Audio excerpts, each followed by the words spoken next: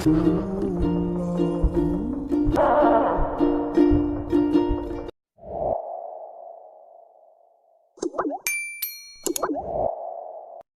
Job menceritakan tentang 5 orang anggota detektif yang merencanakan penangkapan seorang bandar narkoba terbesar di Korea dengan aksi penyamaran mereka yang kocak. Cerita diawali dengan aksi penggerebekan sekelompok orang yang diduga salah satu kelompok yang mengedarkan barang haram tersebut. Penggerebekan itu dilakukan oleh seorang wanita yang bernama Detektif yang berniat masuk lewat jendela. Di sisi yang lain ada seorang laki-laki yang juga bergelantungan di atas jendela. Laki-laki itu bernama Ketua Go yang juga berusaha masuk melalui jendela. Namun aksi itu gagal membuat salah satu anggota penjahat itu dibuat kebingungan. Mengatakan penggerebekannya harusnya terlihat keren seperti film-film di luar negeri, tapi ini malah terlihat sangat konyol. Tiba-tiba salah satu penjahat di sana bernama Huan nekat melompat dari jendela untuk berusaha kabur. Melihat itu Ketua Go dan semua rekannya langsung berlari untuk mengejar Huan. Mereka pun akhirnya terlibat aksi kejar-kejaran. Huan berusaha merebut paksa sebuah mobil yang terparkir di jalanan melempar kasar wanita pemilik mobil itu. Namun usahanya gagal membuat dia berlari kembali untuk menghindari kejaran para polisi. Ketika para polisi lain sedang sibuk berlari, mereka melihat salah satu anggota mereka yang dengan santainya mengendarai sebuah sepeda motor. Anggota itu bernama Detektif Ma. Dengan muka mengejek, Detektif Ma tersenyum sambil melewati para rekannya itu. Tiba-tiba Detektif Ma langsung menabrakkan sepeda motor itu pada Huan yang membuat Huan langsung terjatuh. Sebelum mereka berhasil menangkap Huan, dia malah menyetrumkan alat listrik pada Detektif Ma dan langsung kabur kembali. Tetapi sesaat setelah berhasil kabur, Huan malah tertabrak sebuah bus yang sedang melintas dan mengakibatkan tabrakan beruntun. Cerita berpindah pada kantor kepolisian di mana Ketua Go dan anggota lainnya dipanggil oleh atasan mereka karena gagal menjalankan tugas. Ketua Go juga mendapat teguran karena sudah bekerja lama di sana tapi tidak ada kemajuan dalam kinerja. Kegagalan mereka menimbulkan perselisihan antar anggota dan membuat mereka saling bertengkar. Sekelompok detektif lain pun melihat aksi pertengkaran mereka. Salah satu ketuanya yang bernama Ketua Cho yang tadinya merupakan anak buah Ketua Go yang sekarang sudah naik pangkat. Cho mengatakan jika anggota Ketua Go gagal dalam menjalankan misi ini lagi, maka misi ini akan diambil alih oleh anggotanya. Akhirnya misi penangkapan bandar narkoba itu pun dimulai kembali. Para anggota Detektif Go mulai menjalankan aksinya dengan cara menyamar dan mengintai sebuah tempat yang dicurigai sebagai markas mereka. Mereka pun berpencar, ada yang mengintai di dalam mobil dan di atas sebuah gedung. Keesokan harinya mereka memutuskan untuk mengintai kembali di salah satu restoran ayam yang berada tepat di depan gedung yang mereka mata-matai. Tidak berasa mereka sudah berhari-hari berada di restoran tersebut untuk mengintai. Tiba-tiba salah satu anggota mereka berteriak menunjuk ke arah luar restoran. Akhirnya mereka berlima mulai mendiskusikan cara untuk menangkap orang-orang itu. Ketua Go juga mengatakan kalau mereka harus berhasil melakukan misi ini tanpa bantuan dari tim lain. Saat mereka sedang berdiskusi, tidak sengaja mereka melihat salah satu kurir restoran itu akan mengantarkan sebuah pesanan ke gedung yang mereka incar. Mendengar hal itu, tim anggota Go memiliki sebuah ide dan mengatakan kalau dia ingin menjadi salah satu pegawai di restoran itu. Tetapi sang pemilik restoran itu berkata kalau dia akan menutup restoran itu dan menjualnya dikarenakan restoran itu sepi pengunjung. Langsung aja salah satu anggota Go mengusulkan untuk membeli restoran itu, namun ide gilanya itu langsung ditolak oleh Ketua Go. Ketua Go pun pulang dan langsung disambut oleh sang istri. Terlihat sang istri sedang mengomel dikarenakan merasa tidak ada kemajuan dari pekerjaan Pak Go. Tidak tahan mendengar istrinya marah-marah, Ketua Go mengajak sang putri untuk makan di luar. Di mana saat itu Ketua Go mendapatkan pelajaran dari anaknya, di mana sang anak ternyata sudah menjadi ketua kelas. Anaknya pun mengatakan kalau seorang ketua harus mempunyai kemampuan yang baik serta yang paling penting memiliki uang yang banyak.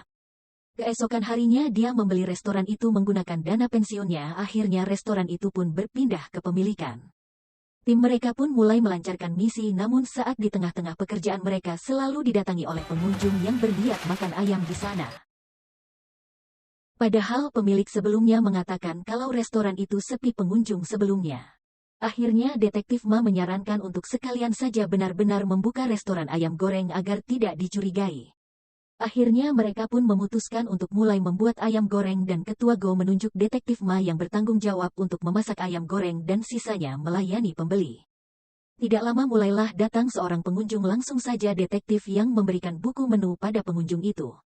Akhirnya Detektif Ma memasak kembali dan ternyata pengunjung itu sangat menyukai ayam buatan Detektif Ma. 존맛. 대박.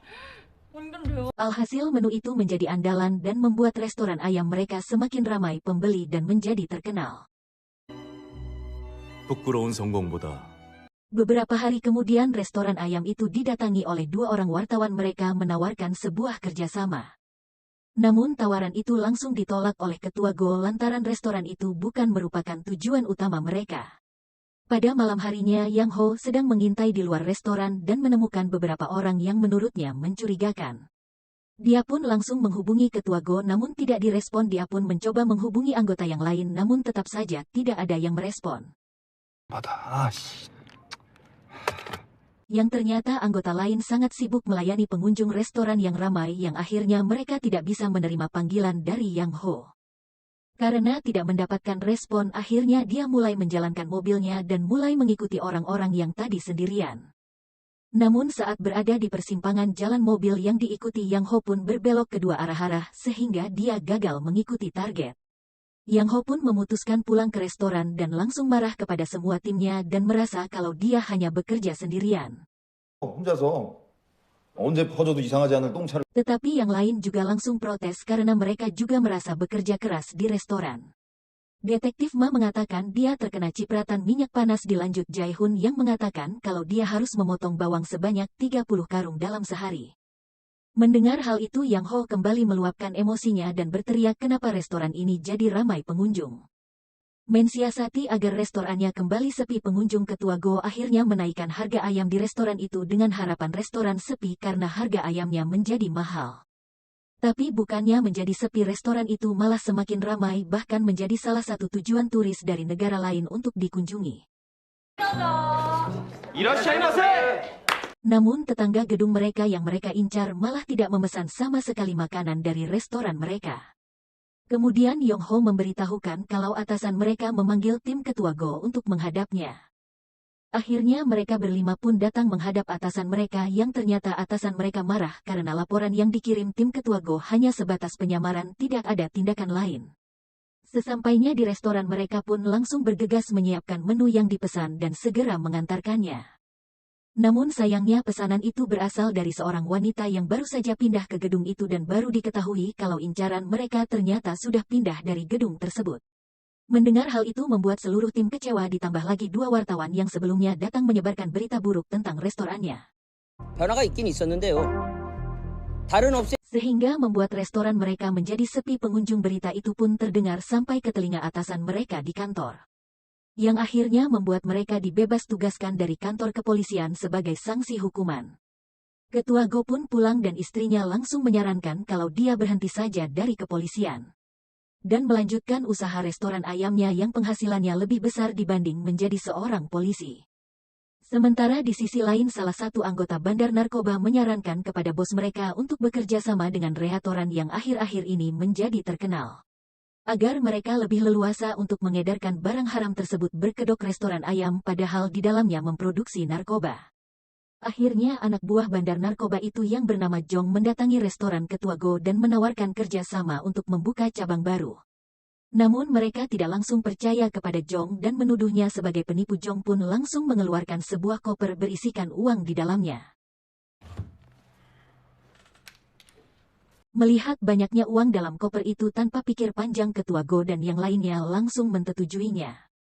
Akhirnya mereka pun memproduksi narkoba dengan jumlah besar-besaran dan langsung dikirim ke semua cabang restoran ayam agar diperjualbelikan. Di mana semua cabang yang dibuka karyawannya merupakan anak buah bandar narkoba yang sebenarnya Ketua Go cari. Akhirnya karena restoran itu hanya topeng semata membuat banyak pelanggan banyak mengeluh karena pelayanan yang kasar dan rasa ayamnya yang tidak enak. Akhirnya berita tentang pelayanan yang buruk pun menyebar dengan cepat membuat restoran dengan banyak cabang itu pun menjadi sepi. Akhirnya mereka pun melakukan penyelidikan terhadap beberapa cabang ayam mereka dan mendapati kejanggalan bahwa pendapatan menurun tetapi pelayanan pesan antar banyak sekali. Akhirnya mereka memutuskan untuk mendatangi para pelanggan yang memesan layanan pesan antar. Dan mendapati bahwa pelanggan yang memesan langsung membuang bungkusan ayam tidak lama dari pesanan itu sampai. Dan saat melihat langsung semua orang yang memesan ayam baru Ketua Go tahu kalau semua pelanggan merupakan orang-orang pecandu narkoba. Detektif Yang dan Jae-hon langsung melancarkan rencana mereka untuk mencari lebih banyak bukti lagi. Dan Detektif Ma langsung mendatangi salah satu cabang untuk menyelidikinya. Namun penyamaran Detektif Ma akhirnya ketahuan dan membuat mereka langsung menghajar Detektif Ma. Mereka pun mengambil dompet Detektif Ma yang akhirnya mereka mengetahui identitas asli Detektif Ma yang ternyata adalah seorang polisi. Setelah mengetahui kejadian sebenarnya Ketua Go dan tim akhirnya merencanakan penangkapan. Tidak lama Detektif Yang mendapatkan telepon dan mendapati bahwa Detektif Ma ditangkap oleh para bandar narkoba itu. Detektif Yang pun langsung melacak ponsel Detektif Ma dan segera pergi. Di lokasi penyanderaan diketahui ternyata Detektif Ma dulunya merupakan tentara pasukan khusus. Sehingga membuat Detektif Ma sangat mudah mengalahkan para pengedar narkoba itu. Setelah berhasil mengalahkan semua orang yang ada di sana, Detektif Ma pun pergi ke tempat bos pengedar narkoba itu. Setelah sampai di lokasi, Detektif Ma langsung menelpon anggotanya untuk menyusul. Sembari menunggu anggotanya, Detektif Ma menyalakan sirine polisi dari teleponnya. Mendengar itu semua orang panik dan saling menyerang satu sama lain. Tidak berselang lama tim Ketua Go pun datang. Melihat ada anggota polisi, sang bandar narkoba malah meremehkan kekuatan tim Ketua Go yang hanya terdiri dari 5 anggota. Dan akhirnya perkelahian pun terjadi. 마약반 이 양반들 다 출신. 장영사는 무에타이 동양 챔피언. Dan kala itu Detektif Choi pun akhirnya sampai di lokasi dan melihat semua bandar narkoba itu sudah tumbang di tangan anggota tim Ketua Go.